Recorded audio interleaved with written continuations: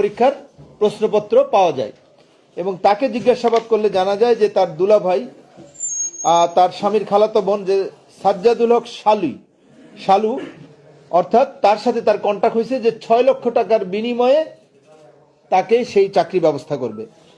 এবং জেলা গোয়েন্দা পুলিশ এবং জেলা পুলিশের এই অভিযানে আপনারা জানেন যে 7/4/11টি মোবাইল এবং 37,000 প্লাস টাকা 37,948 টাকার মতো জব্দ করা হয় এবং তাদের বিরুদ্ধে আমরা আইনানুগ প্রক্রিয়া সেটা আমাদের কার্যক্রম অব্যাহত আছে। এছাড়াও আমাদের অন্যান্য জায়গায়ও আমাদের অভিযান হয়েছে।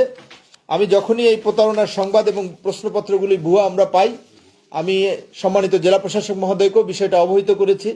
তারাও মাঠ প্রশাসনে যথেষ্ট তৎপর ছিল এবং পুলিশ এবং মাঠ প্রশাসনের তৎপরতায় আমাদের সদর থানায় 8 জন আপনার প্রতারক প্লাস এরা পরীক্ষার্থী, এদেরকে অ্যারেস্ট করা হয়।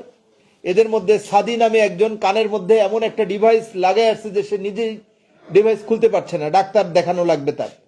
এবং মাস্টার কার্ডের মধ্যে এই যে মাস্টার কার্ড নিয়ে আসছে আপনারা দেখেন, এই মাস্টার কার্ড এবং ওই যে ক্ষুদ্র যন্ত্র, হ্যাঁ ভিআইপি এই মাস্টার কার্ড, এবং এর মাধ্যমে সে তাকে অ্যারেস্ট করা হয়েছে। তারপরে আপনার ইসলামিয়া ফাজিল মাদ্রাসা থেকে ওখানকার নির্বাহী ম্যাজিস্ট্রেট সাহেব 4 জনকে আপনার মোবাইলে নমুনা প্রশ্নপত্র অর্থাৎ ভুয়া প্রশ্নপত্র সহ তাদেরকে আটক করে পুলিশে সোপর্দ করেছে। বিয়াম স্কুল থেকে একজনকে পরীক্ষায় অসৎ উপায় অবলম্বনের জন্য পুলিশ সেখানে অ্যারেস্ট করেছে ম্যাজিস্ট্রেটের সহায়তায়। এবং নির্বাহী ম্যাজিস্ট্রেট সরকারি ডিগ্রি কলেজ থেকেও 2 জন মহিলাকে গ্রেপ্তার করেছে। এছাড়াও আমরা মহাদেবপুর থেকে পুলিশ এবং সেখানকার কর্তৃপক্ষ নির্বাহী ম্যাজিস্ট্রেট সহ একজনকে ঠিক সেইম ভুয়া আপনার কি বলে যে এরকম মাস্টার কার্ড তারপরে কানের ভিতরে ডিভাইস সহ অ্যারেস্ট করা হয়েছে।